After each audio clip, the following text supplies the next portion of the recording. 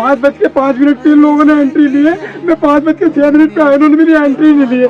মাত্র 5 মিনিট দেরি আর তাতেই প্রায় ভেঙে যাচ্ছিল এক তরুণের স্বপ্ন।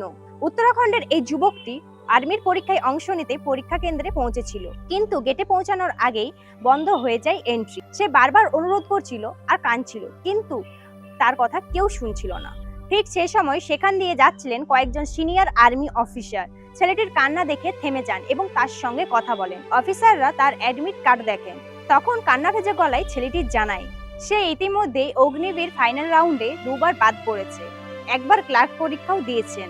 এটাই ছিল তার কাছে শেষ সুযোগ। এই পরীক্ষা যদি সে দিতে না পারতো, সে পুরোপুরি ভেঙে পড়তো এবং তার পরিবারের মা বাবা তার উপরেই ছিল ভরসা। ছেলেটির কথা মন দিয়ে শোনেন সেই আর্মি অফিসার। তিনি শুধু নিয়ম দেখেননি, দেখেছিলেন এক পরিবারের আশা, এক ছেলের লড়াই আর তার স্বপ্ন। এরপর অফিসারের নির্দেশে গেট খোলা হয় এবং ছেলেটিকে পরীক্ষায় বসার অনুমতি দেওয়া হয়। কখনো কখনো জীবনের একটি ছোট্ট সিদ্ধান্তই বদলে দিতে পারে পুরো ভবিষ্যৎ।